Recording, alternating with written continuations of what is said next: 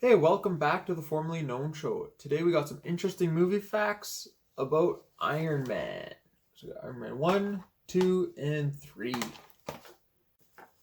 So first we have from 2008, Iron Man.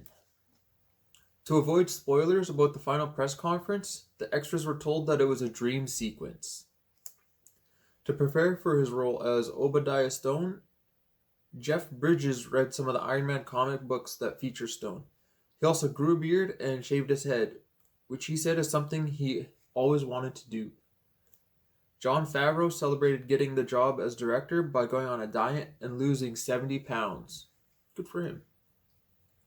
Roughly 450 separate pieces make up the Iron Man suit. The script wasn't completely done when filming began. The filmmakers were more focused on the story and the action, so the dialogue was mostly ad-libbed.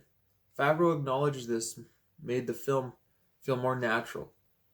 Some scenes were shot with two cameras to capture lines improvised on the spot. Robert Downey Jr. would ask for many takes of one scene since he wanted to try something new. Next up, Iron Man 2 from 2010. Jon Favreau had a lot of friction with Marvel higher-ups due to their constant intervention, to the point that they were having him rewrite the script as the film was still shooting. The disputes got so bad that Favreau turned down directing Iron Man 3.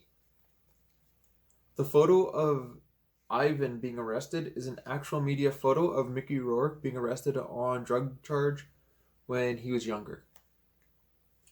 When Marvel first hired Samuel L. Jackson to play Nick Fury in the first two Iron Man movies, they wanted to keep it very secret. They actually drove his car onto the middle of the set and surrounded it with dressing trailers so that no one could see him get out of the car and get into character until the first Iron Man was released. Ivan Vanko originally had a tattoo of Loki on his neck. The film's producers feared it would cause confused fans to believe that Vanko would have a connection to Loki, so the tattoo was removed with CGI. Don Cheadle only had a few hours to accept the role of Rhodes because he was at his kid's birthday party. And last up, from 2013, Iron Man 3. The first cut was 3 hours and 15 minutes long. During the attack on the Chinese theater, firepower is sitting right next to the handprints and signature of Robert Downey Jr. Originally, the movie was intended to start with flashbacks of Tony's youth.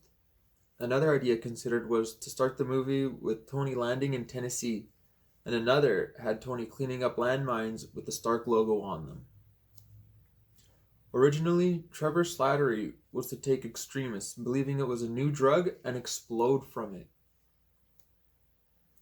The original post-credit scene had Tony Stark blasting off into space to meet the Guardians of the Galaxy, and Iron Man was going to have a cameo role in the first Guardians movie. But the idea was scrapped when Robert Downey Jr. said he may not reprise his role as Tony Stark in the future. Now, that was some interesting facts about the Iron Man movies.